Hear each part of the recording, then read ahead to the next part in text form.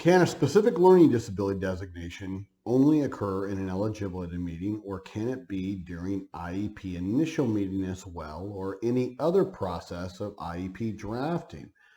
You have a neuropsychological diagnosis of dyslexia, dysgraphia, as well as visual impairment, diagnosis for auditory processing, as well as ADHD due to brain injury for your son, and a school is telling you that it can only occur during an eligibility meeting.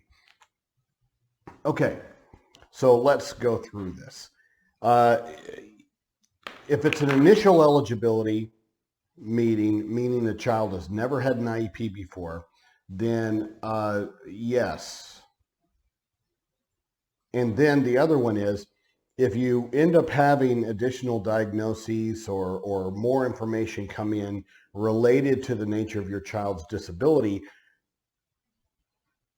but you're not looking to have the eligibility category itself, what your child is covered under with regards to one of the 13 different categories for which a child must qualify in order to be eligible for IEP services, and you're only looking to, let's say, use that psychological information to enhance your child's IEP, meaning goal development, service development, accommodations, things of that nature, then no, you don't need to have that report considered by an eligibility determination, okay?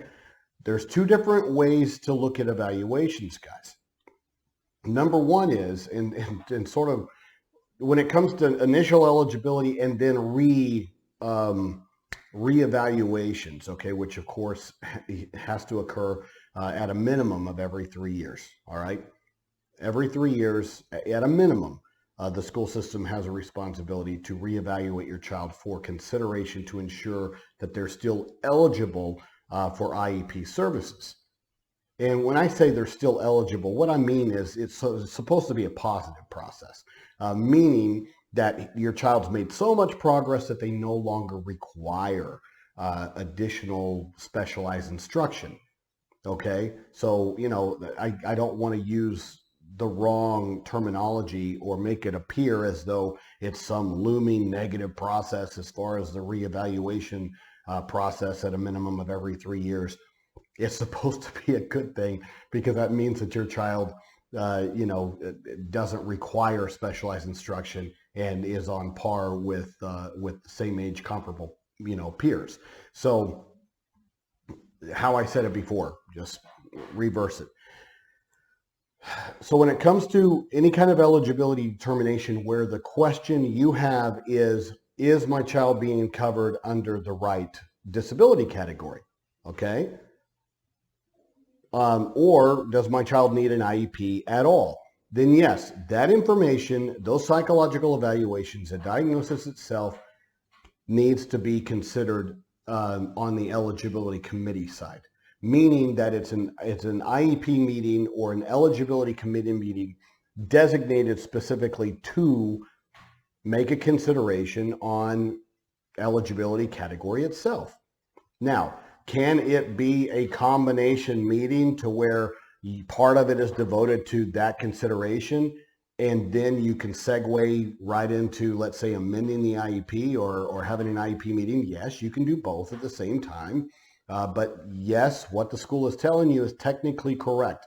If we are looking as an IEP team or as an eligibility committee of identifying a child as requiring specialized instruction based upon these diagnoses, then at that point, yes, there's a specific process.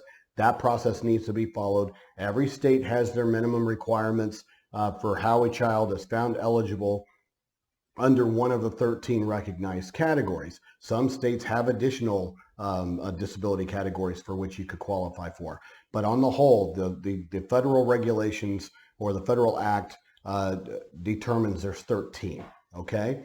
So what you had listed, specific learning disability, ADHD, visual impairment, a lot of those things have their own different disability category, okay?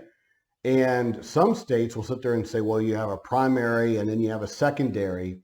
Well, there's some little nuances there, but quite frankly, generally, whatever your child qualifies for, it does not limit them from receiving services in any area of need. Okay? So sometimes I think it's unnecessary for a parent to really stick it to the district and say, well, my child is covered under, let's say, other health impairment for their ADHD, but my child now has a dyslexia diagnosis, and now I want that designation. Your child already has an IEP.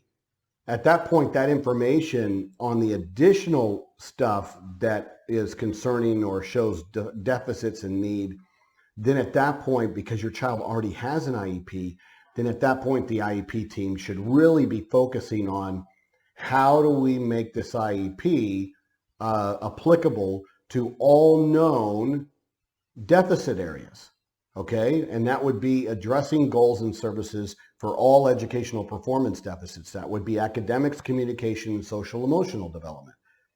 The fact that your child has already made it into an IEP process because they qualify under one of the 13 categories, too many parents become over-focused that somehow in order to receive services in, let's say, dyslexia or visual impairment, that they somehow need to qualify in those areas, and that's just not true.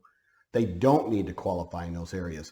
Once your child has an IEP, that means that they have been recognized as having a qualifying disability and being in need of specialized instruction.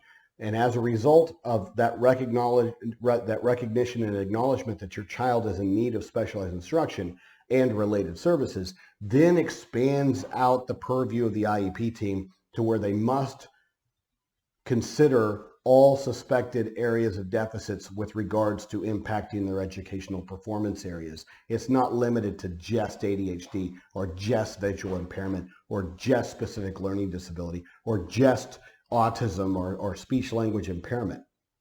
Once your child qualifies, it opens the entire world up for consideration by the team. Just understand that there's a difference with regards to analysis and when you would potentially need to have a change in eligibility category as opposed to using this evaluation information to enhance your child's IEP and services and goals.